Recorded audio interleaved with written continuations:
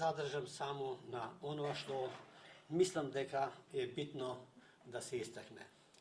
Но пред тоа, ќе ми дозволите само да се вратам на оно што и колегите зборуваа и професорот за институтот. Јас заблагодарувам што се спомнаа, листам и тоа не се спомнаа сите, а тука се, не можам а да не им заблагодарам на групата и стручници и ентусијасти што во далечната 1991 и 1992 година ми се приклучија да на заедничкото дело да го започнеме зашто се зборуваше денеска. И затоа топло им благодарам пред се на покојните доктор Славчо Херемечиевски, кој беше редовен професор на Дефектолошкиот факултет во тоа време во Белград, и на покојната Мира Величкова, тогаш председател на Сојузот на дефектолозите на Македонија, што го презеде теретот на организирањето на овие студии. И секако на тогашните и сегашните мои добри соработници и пријатели, господинот Величко Андреевски, тогашен државен секретар во Министерството за труд и социјална политика и подпредседател на Сојузот на дефектолозите, и господинот Љупчо Ефремов, кој што тогаш беше председател на Републичката конференција на социјално-хуманитарните организации, а денес секретар на владиното национално координативно тело за еднакви права на инвалидните лица, што дадо се од себе и дадо голем придонес за отварањето на студиите. Уште еднаш ви благодарам, драги пријатели.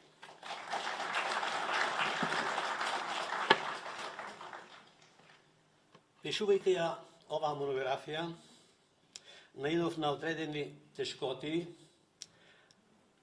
зашто правејќи ретроспектива на еден мощен долг временски период од 60 години, тешко беше да се дадат севкупните активности и напори во решувањето на проблемите врзани за оспособувањето на стручниот дефектолошки кадар од сите профили во земјава, без да бидат изоставени најважните настани и нивната фактографија. Имајќи го тоа предвид, во монографијата е даден хронолошки преглед преку временски периоди, како се одвиваше обезбедувањето и успособувањето на стручните дефектолошки кадри во Република Македонија до денот на создавањето на студиите по дефектологија, односно на Институтот за дефектологија. А тие облици беа следните. Прво, овозможување на вработени учители редовно да студираат дефектологија во други републики на поранешна Југославија. Организиране посебни курсеви за успособување на учители што работеа со ученици со психичка попреченост во специјалните оделенија при редовните основни училишта. Вториот облик беше континуирано обезбедување стипендии за студии по дефектологија на заинтересирани кадри со завршен соодветно средно образование. Третиот облик – организирање центри за водено студирање во Македонија, како и студени единици на Висшата дефектолошка школа, а подоцна и на Дефектолошкиот факултет од Белград, и во оваа прилика се топло заблагодарувам на представниците овде. Четврто, организирање дефектолошки студии, односно основање на Институтот за дефектологија при Филозофскиот факултет на Универзитетот Свети Кирил и Методија во Скопје. Следејќи ги насланите по овој редослед, целокупниот материјал во монографијата е поместен во 5 поглавја. Прво, почеток и оспособување на дефектолошки кадри 1947-48 до 1992-93 учебна година.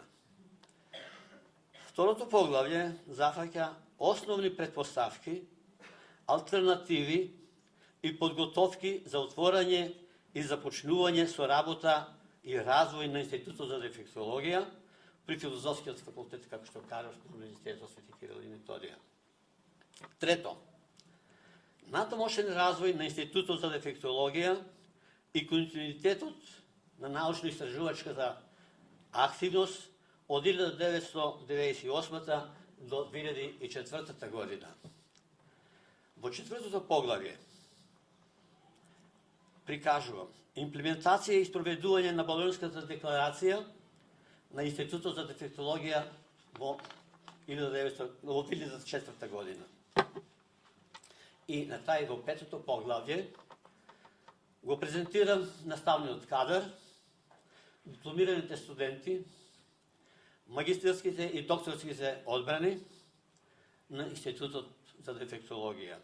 И тоа од 1997 до 2008 година, заклучно со јуни.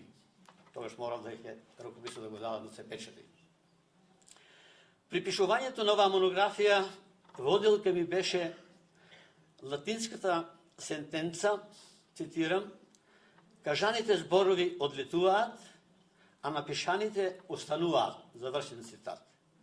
Од сето оно со што располагав како документација и од дополнителните консултации што ги извршав со моите соработници од институтот, произлезе оваа монографија како сведок на своето време и да им послужи на идните генерации за натамошно истражување. Впрочем, верата во вистината е во силата на автентичноста и точноста на настаните, фактите и случувањата што треба да се остават, да се прикажат во оние бои и светлини со кои превосходно суштествувале во дадениот временски интервал степенот на сознанијата, развојот на обществените услови и односите со севкупните историски противречности. Во монографијата се обидов реално и документирано да го прикажам развојниот пат во образованието и оспособувањето на дефектологските кадри во Македонија и сите настани што го следија тој пат во различните временски периоди.